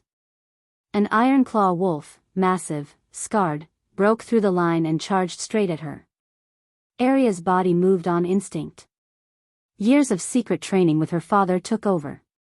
She sidestepped the wolf's lunge, grabbed his foreleg as he passed, and used his own momentum to flip him. He hit the ground hard and she was on him, her knee in his throat, pressure applied exactly where her father had taught her. "Stay down," she commanded. The wolf's eyes widened in shock, then he went limp, unconscious. 2 more came at her from different angles. Arya spun, ducked under snapping jaws, drove her elbow into one's ribs with enough force to crack bone. The second got his teeth in her shoulder but she twisted, broke his grip, and delivered a strike to his temple that dropped him instantly. Around her, Blood Moon wolves were staring. They'd seen her train, yes, but this was different. This was combat, real and brutal, and she was dismantling Marcus's best warriors like they were children. The girl. Marcus's voice, furious. Focus on the girl. But Arya wasn't alone. Cade appeared at her side, and he was terrifying. He'd shifted into the partial beast form, not the curse, but something he controlled. Larger than a normal wolf, more powerful, with just enough human intelligence in his silver eyes to be strategic. He moved through Ironclaw wolves like death incarnate, protecting Arya's flank, driving back anyone who got close. Together, they were devastating. "You've been holding back," Cade's voice came out rough, half-human. "All this time." "So have you," Arya shot back, taking down another attacker. His laugh was dark, approving. "We make a good team." They did. Their movements synchronized without planning, each covering the other's vulnerabilities. When Arya focused on one opponent, Cade protected her blind spots. When Cade pushed forward, Arya guarded his retreat. It was like they'd been fighting together for years instead of days. Like they were meant to. Then Morgana's chanting rose above the sounds of battle. Arya's head snapped toward the witch. Morgana stood in a circle of salt and blood, her hands weaving patterns in the air. The temperature dropped 20 degrees in an instant. Frost spread across the courtyard in spiderwebs. "Cade. I see her." Cade started toward the witch, but 3 Ironclaw warriors intercepted him, forcing him to engage. Which left Arya exposed. Morgana's eyes locked on her. "You think you're here by chance? You think your father's contact with Nightshade was random? Foolish child." The witch's voice carried supernatural weight, freezing wolves mid-battle. "Your bloodline is the key. The original Luna bloodline, thought lost for 3 centuries. Your great-grandmother knew what she carried, that's why she made the blood pact. To protect your line from those who would exploit it." "You're lying," Arya said, but cold dread filled her stomach. "Am I? Ask yourself why Marcus wanted you. Why Cade claimed you." Morgana's smile was cruel. "They both knew what you are. What you can do. Break curses. Bind alphas. Rewrite pack magic itself. You're not a wolf, child. You're a weapon." "Arya, don't listen to her." Lyra appeared at her side, bleeding from a gash on her arm but standing firm. "Whatever she's saying, it's manipulation." The witch's hand shot forward, and dark magic lanced toward Arya like a spear. Lyra threw herself in front of it. The magic hit her square in the chest and she went down hard, convulsing. Arya caught her before she hit the ground, felt the wrongness of the curse spreading through Lyra's body. "No, no, no." Arya's hands glowed faintly gold, she didn't even realize it, as she pressed them to Lyra's chest. "Stay with me. Don't you dare." "Stubborn," Lyra gasped, blood on her lips. "Just like Cade said. Save your strength." But the golden glow from Arya's hands was spreading, sinking into Lyra's skin, fighting the dark magic. Healing her. Lyra's eyes widened. "You really are Luna born. Something shifted in that moment. A bond forming, pack magic recognizing pack magic. Lyra wasn't just Cade's sister anymore. She was Pack. Arya's Pack. Get to safety, Arya ordered, helping Lyra to her feet. I'll handle the witch. You can't. I said go. Lyra stumbled toward the mansion, supported by another blood moon wolf. Which left Arya facing Morgana alone. Impressive, the witch purred. Healing magic, combat skills, and you still don't know what you truly are. She began chanting again, faster now, more desperate. But you will.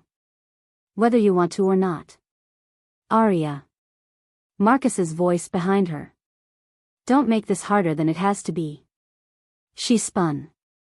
Marcus stood 10 feet away, alone, his warriors engaged elsewhere. His eyes held a manic gleam she'd never seen before.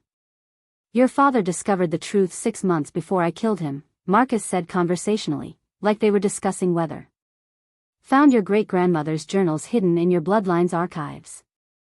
Realized what you were. What you could become. He took a step closer. He planned to take you to Cade Nightshade, thought the Blood Moon Alpha would protect you. But I couldn't let that happen. Because you were mine, Arya. Always meant to be mine. Bile rose in Arya's throat. You murdered him for power. I murdered him for survival. Marcus's expression twisted. Do you know what it's like, knowing a slip of a girl in your pack could unmake everything you've built? Your bloodline could break pack bonds, strip an alpha of his authority, rewrite the very magic that holds packs together. I had to control you or destroy you. The blood pact was my insurance policy. Except it didn't work, Arya said coldly. I still got away. A temporary setback. Marcus smiled. But now I have you cornered, and Nightshade can't protect you from what's about to happen. Behind her, Morgana's chanting reached a crescendo. Arya felt it, the spell slamming into her like a freight train. Not dark magic this time. Something older. Something that reached into her very DNA and pulled. Her wolf surged forward violently, painfully. But it wasn't just her wolf. It was something ancient. Something that had been sleeping in her bloodline for generations. Power exploded from Arya's body in a wave of golden light. Her eyes ignited, not red like Cade's curse, but gold like the sun. The air around her shimmered with heat, with energy, with magic so old it made the stones beneath her feet remember when they were mountains.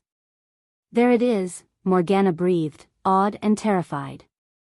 The true Luna bloodline. Arya looked down at her hands and saw them glowing, saw symbols appearing on her skin, the same markings that scarred Cade's cursed form, but inverted. Where his were dark, hers were light. Where his were twisted, hers were pure. What did you do to me? Her voice echoed with power, with authority that made every wolf in the courtyard, Blood Moon and Iron Claw alike, drop to their knees. I awakened what you always were, Morgana said. The last Luna. The one who can break or bind any alpha's curse. The one who holds the power of the original pack. Arya's consciousness expanded.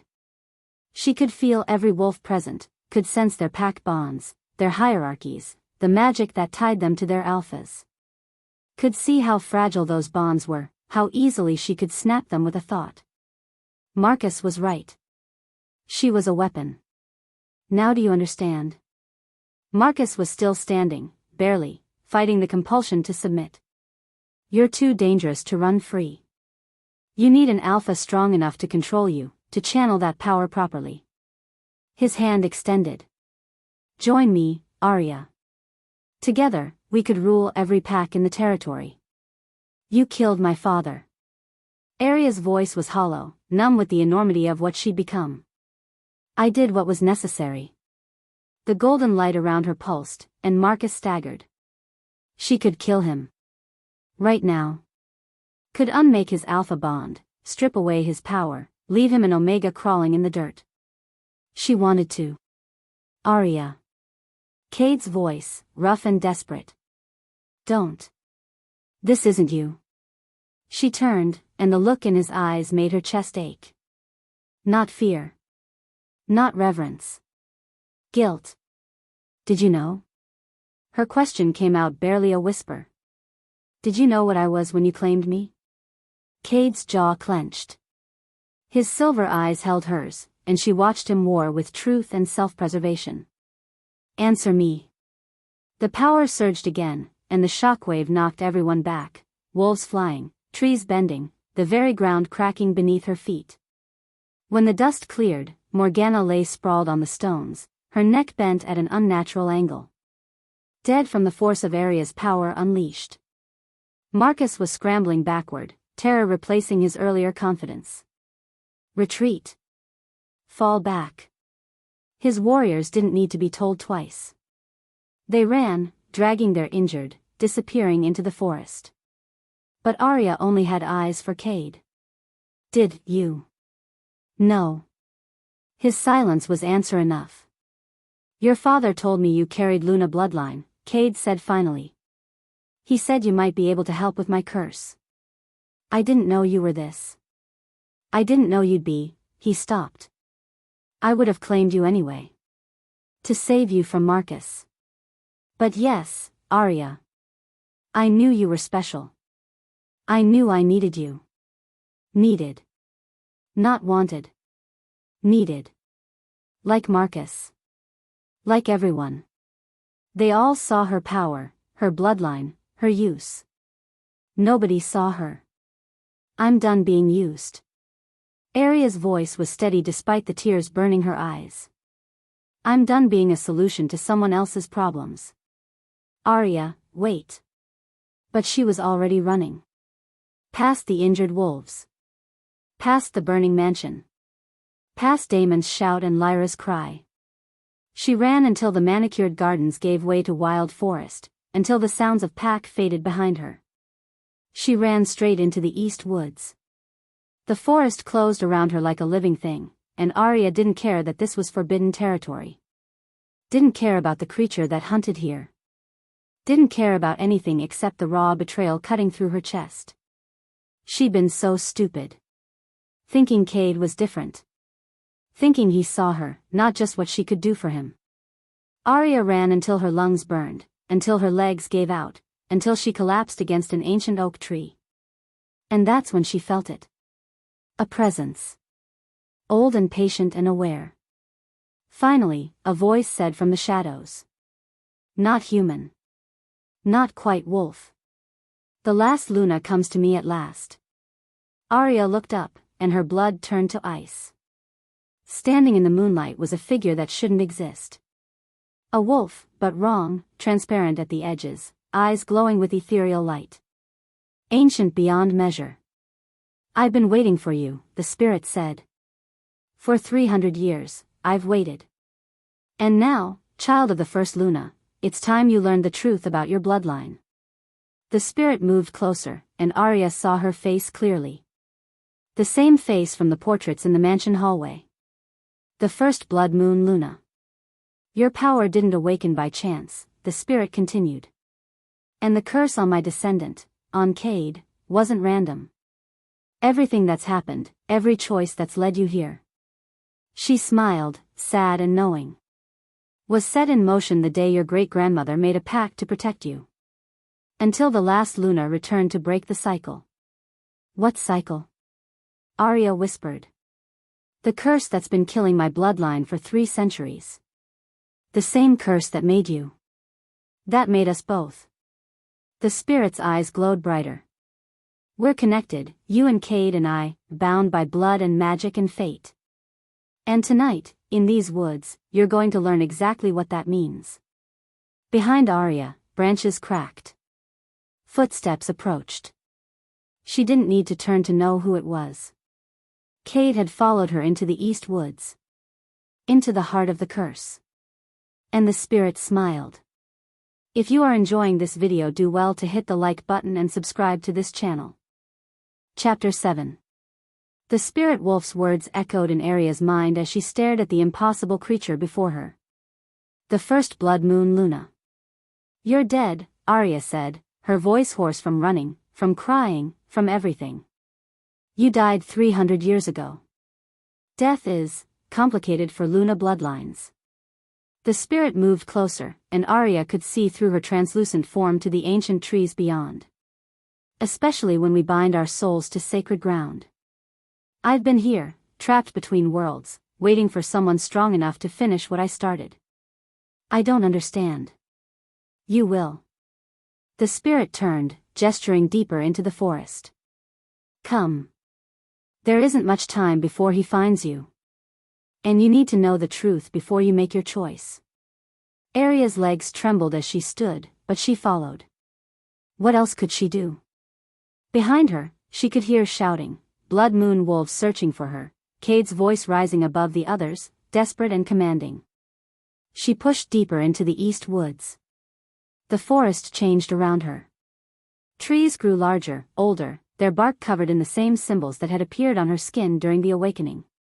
The air itself felt different, charged with ancient magic that made her wolf whimper and her Luna power hum in response. Then the trees opened into a hidden grove. Arya's breath caught.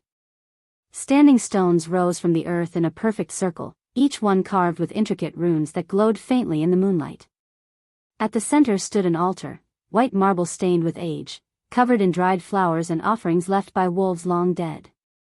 The original Luna temple, the spirit said softly. Built when the first packs formed, when Alphas and Lunas understood they were two halves of one whole. This is where the first bonds were made, where true mates pledged themselves not out of duty, but out of choice. Arya stepped into the circle and felt power surge through her. Her golden glow intensified, responding to the sacred ground. She could feel generations of Luna magic soaked into the stones, could sense the echoes of bonds made and broken here. What happened? She asked.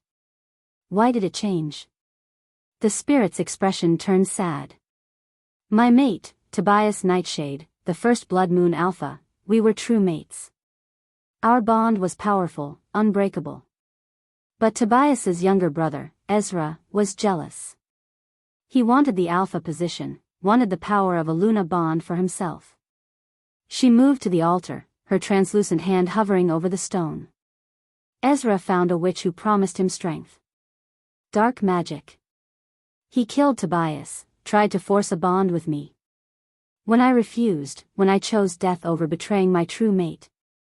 He cursed your bloodline, Arya finished, horror dawning. Yes.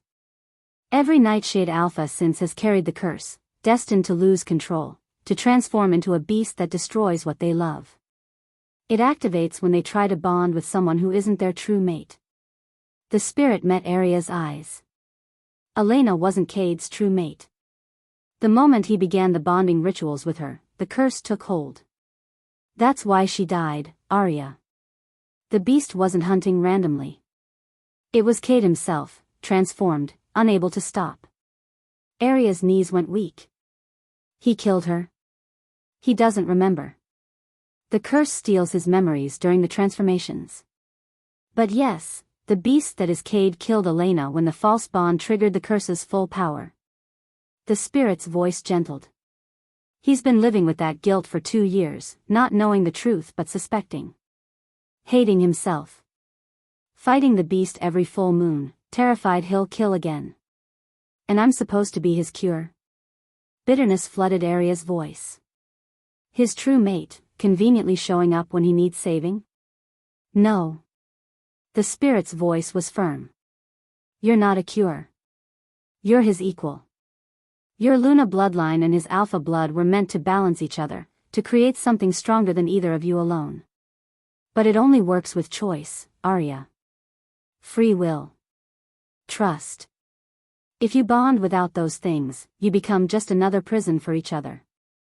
How do I know I can trust him? He admitted he knew what I was. He claimed me because he needed me. He claimed you because your father asked him to protect you. Because Marcus would have destroyed you.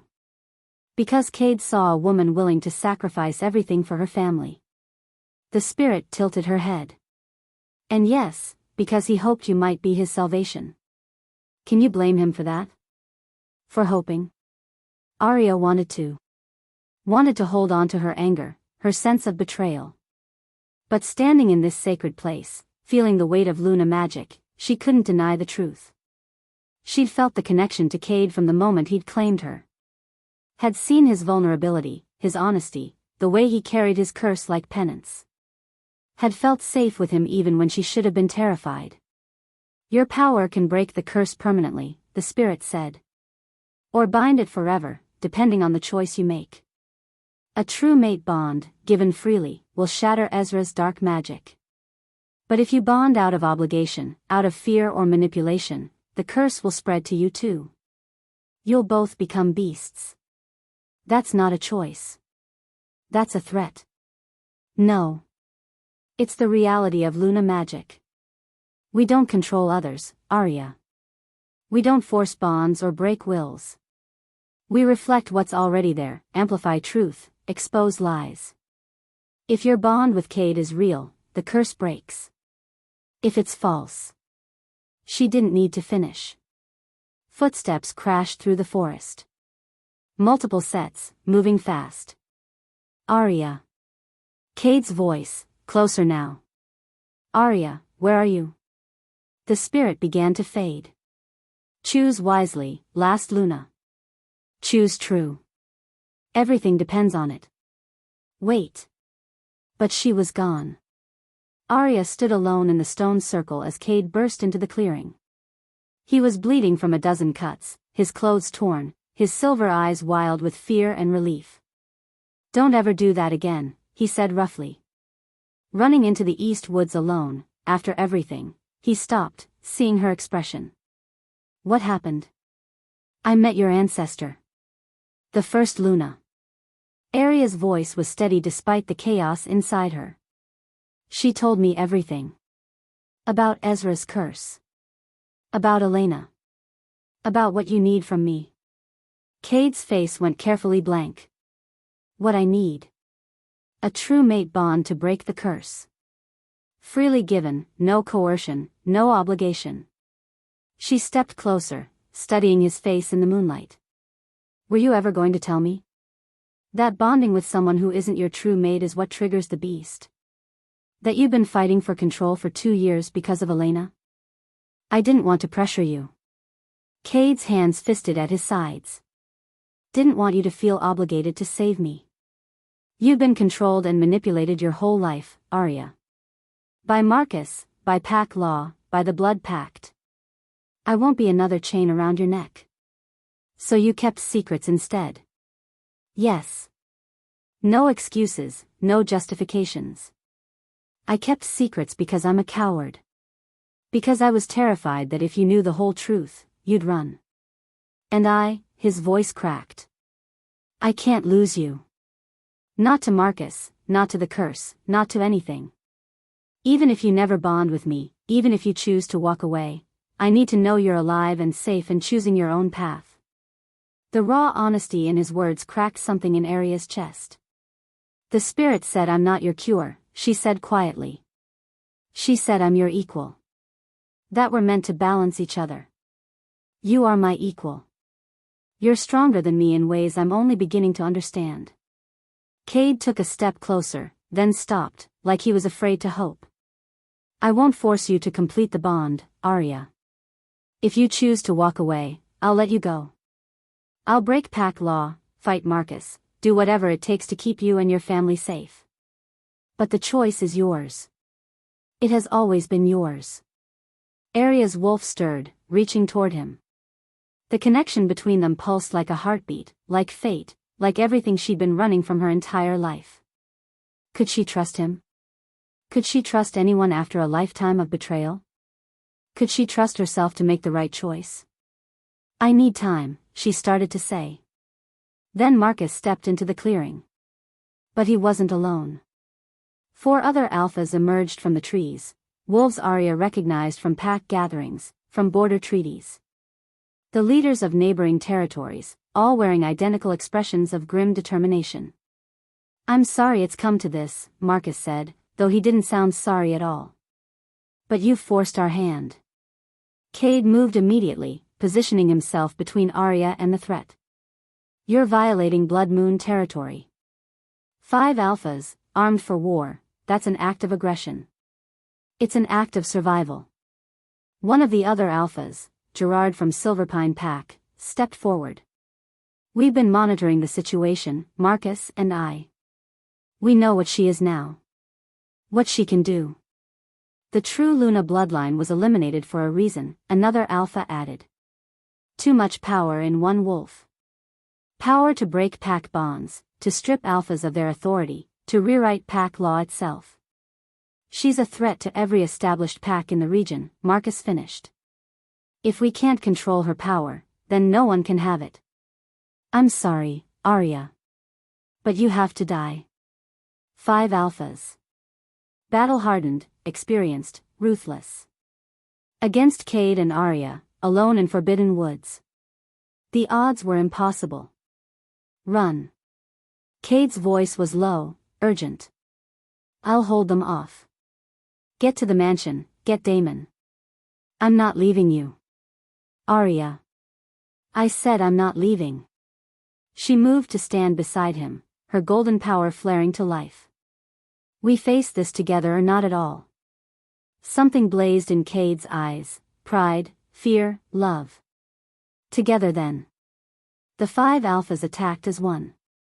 Cade shifted into his partial beast form, meeting the first 2 with savage fury. His claws raked across Gerard's chest, his jaws closed on another alpha's shoulder.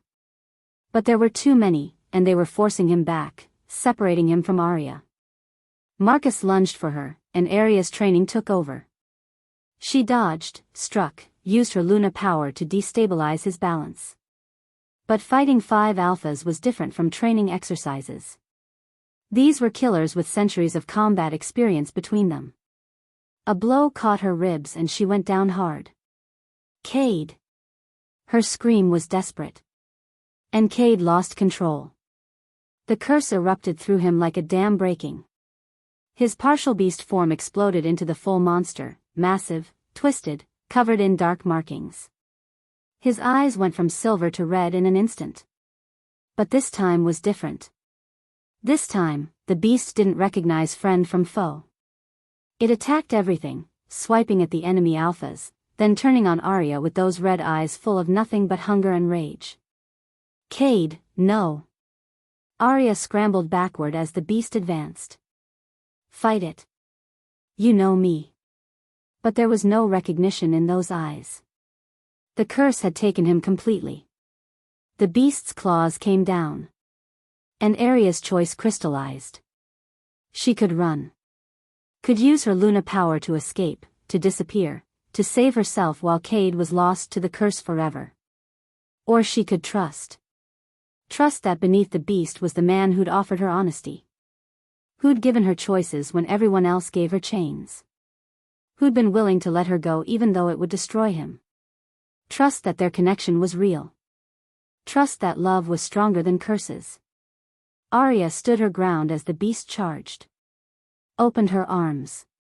Let her Luna power surge forward not as a weapon, but as an offering. I choose you, she said. I choose us. Now and always. And she reached for the mating bond with everything she had. Golden light exploded from her body, meeting the beast mid-strike. The power wrapped around Cade like chains, no, not chains. Like embrace. Like acceptance. Like love. The beast roared, fighting, but Arya held firm. She poured her Luna magic into the bond, into him, anchoring him to her, to humanity, to choice. Come back to me, she commanded, and it wasn't just words, it was pack magic, Luna magic, true mate magic. You're mine, Cade Nightshade. And I'm yours. The curse has no power here. The beast's red eyes flickered. Red. Silver. Red. Silver. And finally, stayed silver. Cade's form shifted, shrank, reformed into his human shape. He collapsed into Arya's arms, gasping, shaking, but him. Arya. His voice was broken, awed. We. The bond is complete, Arya said, and she could feel it now, the connection between them, solid and unbreakable. Could feel his emotions, his relief, his overwhelming love. The curse is broken. Around them, the attacking alphas had frozen, staring at the golden light still radiating from Arya's body, at the symbols glowing on both her and Cade's skin, matched, complementary, perfect.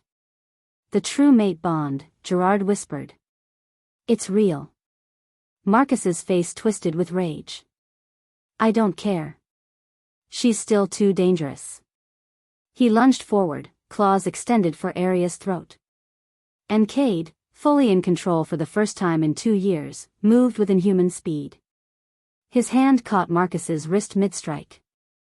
His silver eyes blazed with alpha dominance amplified by Luna magic. Touch her, Cade said softly, and I'll show you what real danger looks like. The power radiating from him, from both of them, made every alpha in the clearing drop to one knee. Not from fear. From recognition. The true alpha and Luna bond, as it was meant to be. Marcus wrenched his arm free, backing away. This isn't over. Yes, Arya said, her voice carrying Luna authority that couldn't be denied. It is. Leave Blood Moon territory. All of you. And spread the word, the Luna bloodline has returned. We don't control. We don't force. We protect. Anyone who threatens that, her golden eyes locked on Marcus. Will answer to both of us. One by one, the alphas retreated. Marcus was the last to go, his face promising future violence. But even he couldn't stand against the combined power of a true mate bond. When they were alone, Cade pulled Arya close, his face buried in her neck, breathing her in. You chose me, he said, wonder in his voice. Even after everything. Even knowing the risks. I chose us, Arya corrected. She pulled back to meet his eyes. But Cade, no more secrets. Ever. We're partners now. Equals. Partners, he agreed. Equals. His smile was devastating.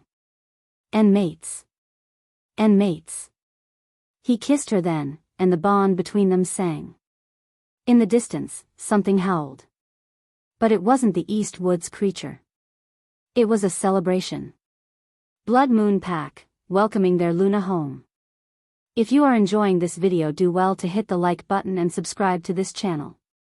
Chapter 8. The golden light of the completed bond faded slowly, leaving Arya and Cade standing in the sacred grove, wrapped in each other's arms, breathing hard. Arya could feel everything now. Not just Cade's emotions, his relief, his awe, his bone-deep love, but the connection itself. A living thread of gold and silver magic that tied her soul to his, unbreakable and eternal. Every breath he took, she felt. Every thought he had, she sensed. And beneath it all, the steady certainty that this was right. That this was what she'd been running toward her whole life, even when she thought she was running away. The curse, Cade said, his voice rough with emotion. He pulled back just enough to look at her, his silver eyes clear and human and free. I can't feel it anymore. For the first time in 2 years, my wolf is just mine. Arya touched his face, feeling the symbols that had appeared on both their skin during the bonding, hers gold, his silver, perfectly complementary. It's gone. The true mate bond broke it, just like your ancestor said it would. You took an incredible risk. His hands tightened on her waist. If I'd hurt you while the beast was in control. But you didn't. She pressed her forehead to his. I trusted you. Trusted us. And I was right. Cade's kiss was fierce, claiming, full of everything he couldn't say. When they finally broke apart, both were breathing hard, the mate bond humming between them with new heat, new possibility. We should get back, Arya said reluctantly.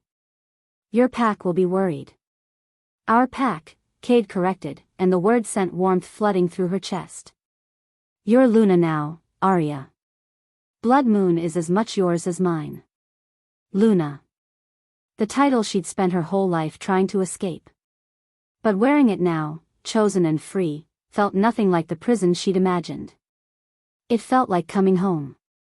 They made their way back through the east woods hand in hand, and the forest itself seemed different. Lighter. The oppressive weight of old magic and ancient curses had lifted, leaving only the natural peace of wild places. The spirit, Arya said suddenly. The first Luna. Do you think she's finally at rest? I think she was waiting for someone strong enough to break what she couldn't.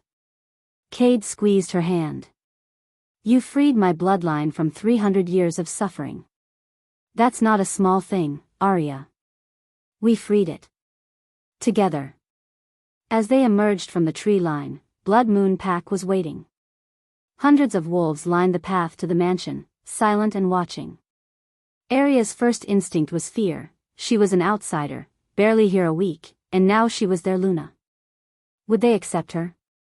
Would they resent the stranger who'd claimed their alpha?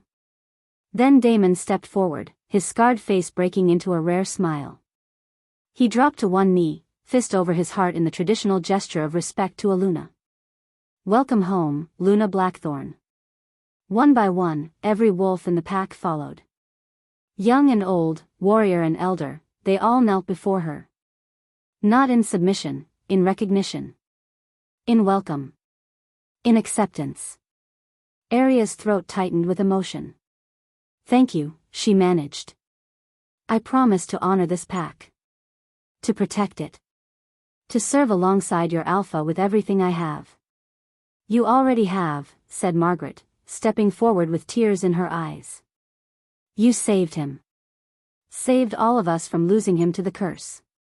Lyra pushed through the crowd, her arms still bandaged from the battle but her smile brilliant. I told you to figure out his reason. Glad you did. She pulled Arya into a careful hug. Welcome to the family, sister. Sister. Pack. Family. Everything Arya had thought she'd lost when Marcus killed her father, she'd found again here. Different, yes. Harder one. But real. Cade's arm wrapped around her waist, solid and grounding. Let's get you inside. We have a marking ceremony to complete. The marking. The final step of the mate bond, where the alpha marked his Luna before the pack, making their bond official in the eyes of pack law. Arya's wolf stirred with anticipation. The ceremony took place in the Great Hall, with the entire pack assembled as witnesses. Arya wore traditional Luna white, a dress Margaret had somehow produced in her exact size, simple and elegant. Her hair was loose, her neck bare, ready for Cade's mark. The pack elders stood at the front, conducting the ancient rites. Words in the old tongue, blessings spoken over salt and earth and fire. Arya barely heard them. Her entire focus was on Cade, standing before her in formal black, his silver eyes burning with barely contained hunger. Do you, Arya Blackthorn, accept this bond freely? The eldest asked. Without coercion, without obligation, with only the truth of your heart? I do, Arya said clearly. I choose Cade Nightshade as my mate, my alpha, my equal. Now and always. And do you, Cade Nightshade, accept this bond freely? Do you swear to honor your Luna, to protect her, to stand with her as partner and mate? I do. Cade's voice was rough with emotion. I choose Arya Blackthorn as my mate, my Luna, my salvation. Now and always. Then by ancient law and pack magic, complete the bond. Cade stepped forward, his hand cupping Arya's face with infinite tenderness. I may have claimed you, he said softly, for her ears alone. But you're the one who saved me. Good, Arya whispered back. Because I'm not going anywhere, Alpha. You're stuck with me. His smile was devastating. Then he lowered his head to her neck, and his teeth sank into the traditional marking spot where neck met shoulder. The sensation was electric, pleasure and pain and rightness all mixed together. Arya gasped as the mark took hold, as magic sealed it permanently into her skin. The golden symbols on her body flared bright, and answering silver symbols appeared on Cade. When he pulled back, blood on his lips, the mark on her neck glowed with combined gold and silver light. Mine, Cade said, and his voice carried alpha command amplified by Luna magic. Ours, Arya corrected, and kissed him. The pack erupted in celebration. 3 days later, a car arrived at the mansion gates. Arya was on the front steps before it even stopped, her heart in her throat. The back doors opened and her mother stumbled out, followed by Emma, both looking exhausted and frightened and alive. "Mom!" Arya ran down the stairs and crashed into her mother's arms. "You're safe. You're here. You're safe," her mother finished, crying and laughing at the same time. "Oh, sweetheart. When Cade's wolves came for us, when they said you were Luna now, I couldn't believe." She pulled back to look at Arya properly. "Let me see." Arya tilted her head, showing the mark on her neck, already healed but clearly visible, glowing faintly with magic. Her mother's eyes widened. "A true mate bond. Your father would be so proud." "He knew," Arya said. "He contacted Cade to protect us. He set all of this in motion. He believed in you." Her mother touched the mark gently. "Believed you'd be strong enough to claim your own fate. And you were." Emma threw her arms around Arya's waist. "Does this mean we can stay? Marcus can't make me do the trials now?" "Marcus is dead," Cade said, appearing at Arya's side. "He tried to attack Arya after the bond completed. The residual magic from his witch's curse turned on him. He didn't survive." Arya felt no grief at the news. Only relief. Marcus had terrorized her family for too long. Now he was gone, and her mother and sister were free. "You can stay," Arya assured Emma. "For as long as you want. This is your home now too." Over the following weeks, Arya settled into her role as Luna with surprising ease. She discovered she loved the work, mediating disputes, organizing pack activities, ensuring the vulnerable were protected. And with Cade at her side, she began implementing changes. Reforms to pack law that gave she-wolves more autonomy, protections for omegas, systems to prevent abuse of power. The Luna bloodline's magic made her voice carry weight in ways that went beyond traditional authority. When she spoke, wolves listened. When she commanded, they obeyed, not from fear, but from recognition that her power was meant to protect, not control. "You're going to revolutionize pack structure," Daemon told her one afternoon, watching her settle a complicated territory dispute with grace and fairness. "Every pack in the region is going to want what Blood Moon has." "Good," Arya said. "It's time things changed." Cade found her that evening on their private balcony, overlooking the mansion grounds. The full moon hung heavy in the sky, the first since the curse broke. Below, pack members gathered for the monthly run, their voices carrying on the wind in laughter and celebration. "Nervous?" Arya asked as Cade's arms wrapped around her from behind. "No." His voice held wonder. "For the first time in 2 years, I'm not afraid of what I'll become tonight. I'm just grateful." Arya leaned back against his chest, feeling the steady beat of his heart through the mate bond. "We make a good team. The best." Cade pressed a kiss to her mark, making her shiver. "I claimed you to save you from Marcus. But somewhere along the way, you became the reason I wanted to be saved." "Careful, Alpha. You're getting sentimental." His laugh was warm against her ear. "Only with you, Luna. Only ever with you." They stood together as the moon rose higher, watching their pack, prepare for the run. Arya saw her mother and Emma among the wolves, both smiling, both safe. Saw Lyra organizing the younger wolves, saw Daemon checking in with the warriors, saw Margaret distributing supplies. Saw the family she'd built from the ashes of what she'd lost. "I threw the trials to escape," Arya said quietly. "Spent my whole life running from the idea of being Luna. Of being claimed. Of losing my freedom to some Alpha's authority. And now I realize freedom isn't about running. It's about choosing." She turned in his arms, meeting his silver eyes. "I chose you, Cade. Chose this pack. Chose to stop hiding and start living. And I've never been more free." Cade's kiss was tender, reverent. I love you, Arya Blackthorn Nightshade. I love you too. She smiled against his lips. My ruthless alpha who saw through every lie I told. My brilliant Luna who saved me from myself. Below, a howl rose, the pack calling them to join the run. Arya and Cade shifted together, their wolves perfectly matched, and leaped from the balcony to join their family. As they ran through the forest under the full moon, no curse, no fear, only joy and freedom and love, Arya thought about how far she'd come. From a girl hiding her strength to survive, to a Luna wielding power to protect. From running away to running toward everything she'd ever wanted. She'd thrown the trials to escape becoming a captive Luna. Instead, she became the Luna who would change everything. And as Cade's wolf ran beside hers, their bond singing between them, Arya knew with absolute certainty. This was exactly where she was meant to be. I know you enjoyed this video. Don't forget to like this video and subscribe to this channel. Also share your thoughts in the comments section below. Thanks for watching. The end.